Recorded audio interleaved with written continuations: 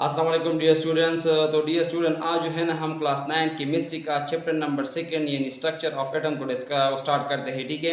और इसको जो है ना हम स्टेप वाइज जो है ना इसको कंप्लीट करेंगे इंशाल्लाह, ठीक है। तो आज जो है ना इसका फर्स्ट लेक्चर है और इस फर्स्ट लेक्चर में हम स्ट्रक्चर ऑफ एटम की इंट्रोडक्शन पढ़ेंगे। इंट्रोडक्शन वाला जो पोर्शन है बुक में गिवन है उसको अंडरस्टैंड करने की कोशिश करते हैं और उसके बाद जो है ना हम स्टेप वाइज जो है ना आगे जाएंगे, इस चैप्टर को कंप्लीट करेंगे।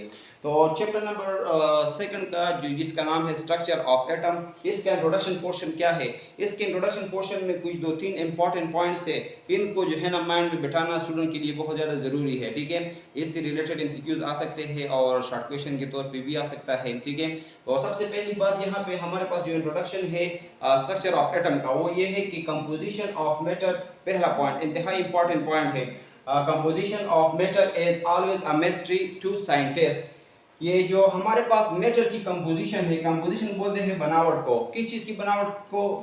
मैटर की जो बनावट है इसको जो है ना हम बोलते हैं composition of matter.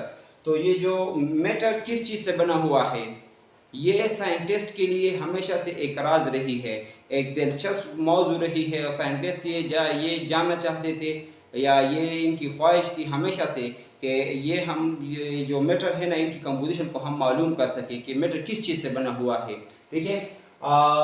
Is always a mystery to scientist. Mystery का मतलब है राज, ठीक है। ये साइंटिस्ट के लिए क्या रही है, हमेशा से ये एक राज रही है साइंटिस्ट के लिए। अच्छा, तो पॉइंट नंबर 2 में हमारे पास ये है कि many scientist work for centuries to solve this mystery.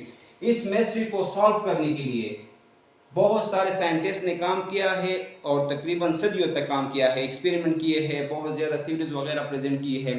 तो इस चैप्टर में जो है ना हम सारी उन चीज़ों को पढ़ेंगे जो मैटर की कंपोजिशन के बारे में थ्योरीज दी गई है। हिस्टोरिकल बैकग्राउंड यहाँ पे हम पढ़ेंगे किस चीज़ के बारे में, कंपोजिशन ऑफ मैटर से रिलेटेड जो हिस्टोरिकल बैकग्राउंड है, जो थ्योरियाँ पेश हुई है, जो एक्सपेरिमेंट किए गए हैं, डिफरेंट साइंटिस्ट ने जो अपने एजम्पशन प्रेजेंट किए हैं, तो इनको जो है ना हम इस चैप्टर में कवर करेंगे, ठीक है।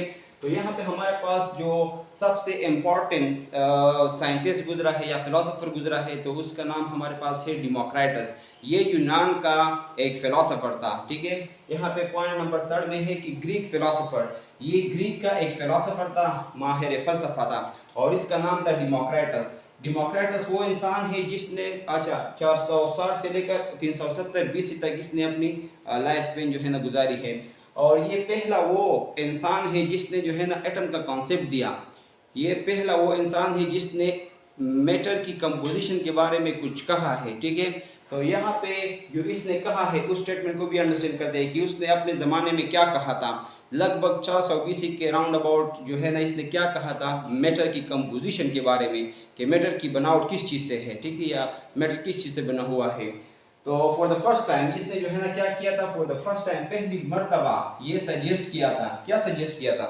ये स्टेटमेंट है कि all matter can be ultimately broken down, कि जितने भी हमारे पास मादे हैं या जितना भी हमारे पास मैटर है उस सब मैटर को जो है ना उसको जो है ना हम टुकड़ों में डिवाइड कर सकते हैं और ऐसे तकसीम कर सकते हैं या डिवाइड कर सकते हैं कि इसका जो है ना आखिरी एक ऐसा टुकड़ा हमारे पास आ जाएगा कि वो मज़ीद तकसीम नहीं होगा, मज़ीद इसको हम डिवाइड नहीं कर पाएंगे। उस टुकड़े को जो है ना डेमोक्रिटस ने नाम दिया एटमस, यूनान की ज़ुबान में एटमस। और एटमस का मतलब आजकल इसको जो है ना लोग एटम बोलते हैं इंग्लिश लैंग्वेज में। तो उस एटम यूनान के ज़ुबान में जो एटमस का लफ्ज़ यूज़ हुआ है ना उसका मतलब है इनडिविजिबल, ना तकसीम होने वाली पार्टिकल या ऐसा टुकड़ा या ऐसी पार्टिकल जो मज़ीद तकसीम ना हो। तो ऐसी चीज़ को जो है ना ग्रीक यूनान के लैंग्वेज में एटमस बोलते हैं, ठीक है। और आजकल जो है ना इसका नाम एटम रखा गया है, ठीक है, यानी इंग्लिश लैंग्वेज में। अच्छा, यहाँ पे देखिए पॉइंट क्या बोलता है जो डेमोक्रिटस ने प्रेजेंट की थी या जो सजेस्ट की थी, ये है कि all matter can be ultimately broken down. तमाम मैटर जो है ना आखिरकार तकसीम हो जाते हैं किस चीज़ में, इनटू टाइनी पार्टिकल, छोटे छोटे टुकड़ों में, ठीक है। टाइनी पार्टिकल में छोटे छोटे टुकड़ों में, that can not be further divided, ऐसे टुकड़े छोटे छोटे जो मज़ीद डिवाइड ना हो सके। तो ऐसे टुकड़ों में मैटर जो है ना हमारे पास आखिरकार वो हो जाती है, डिवाइड हो जाती है, ठीक है। उनको जो है ना इन उसको टाइनी पार्टिकल बोला गया उस टाइम, और इन टाइनी पार्टिकल्स को जो है ना नाम दिया गया एटम्स, ठीक है। ये कहते हैं कि those tiny particle were name atoms, और इन टाइनी पार्टिकल्स को नाम दिया गया एटम्स। और एटम का जो लफ्ज़ है ये ग्रीक ज़ुबान से यानी यूनानी ज़ुबान से ये माखूज है, ठीक है, अखज़ किया गया है। और ये ग्रीक ज़ुबान में जो इसके लिए लफ्ज़ यूज़ हुआ था वो था एटमस, ठीक है, ये इंपॉर्टेंट है। और इसका जो मीनिंग है, मतलब है, वो हमारे पास है इनडिविजिबल, यानी ना तकसीम होने वाली।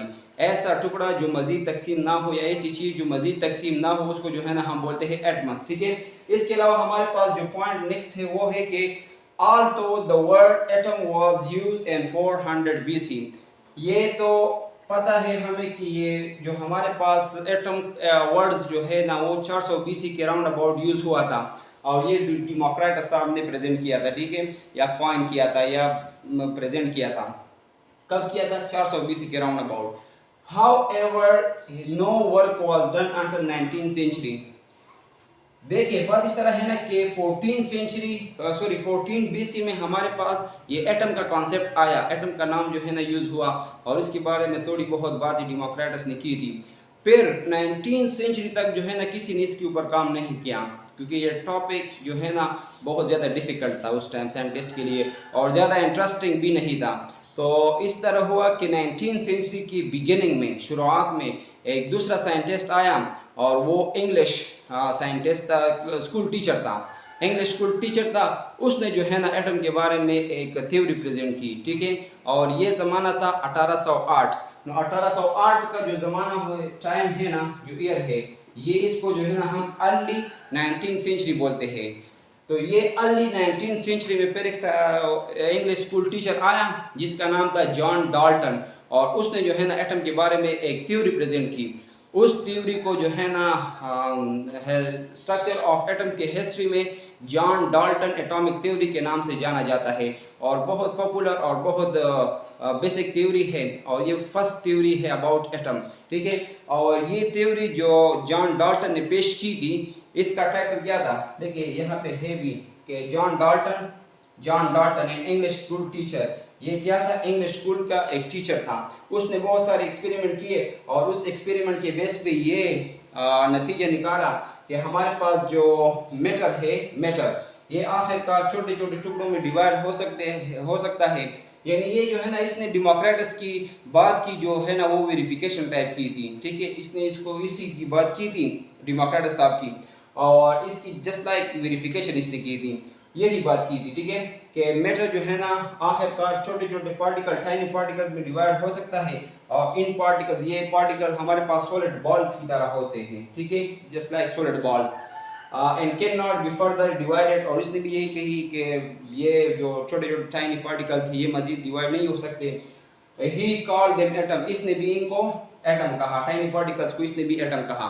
और इसने जो ये थ्योरी प्रेजेंट की, अपनी थ्योरी, ये 1808 का ज़माना था, यानी अर्ली 19th सेंचुरी का दौर था। और इसमें जो है ना ये जो थ्योरी जॉन डाल्टन ने पेश की थी, हर एक थ्योरी का एक टाइटल होता है, ठीक है, और इस जॉन डाल्टन की एटॉमिक थ्योरी का जो टाइटल था वो हमारे पास था a new system of chemical philosophy.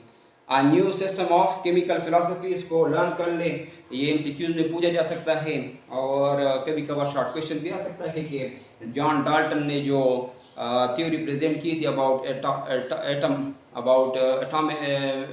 Atom या एटॉमिक मॉडल, जो थ्योरी पेश की थी एटॉमिक मॉडल या थ्योरी ऑफ एटम, वो क्या थी, तो या उसका टाइटल क्या था, ठीक है। तो ये बहुत इंपॉर्टेंट है कि new system of chemical philosophy, MCQs में ये पूछा जा सकता है। यहाँ तक जो है ना आप लोग इसको नोट कर ले। इसके बाद हम जो है ना जॉन डाल्टन की जो थ्योरी थी एटॉमिक मॉडल, उसको जो है ना हम स्टेप वाइज डिस्कस करते हैं, ठीक है। उसके कुछ 7 या 6 एजम्पशन है या पोस्टुलेट है, ठीक है, उनको जो है ना हम 1 by 1 डिटेल से डिस्कस करते हैं।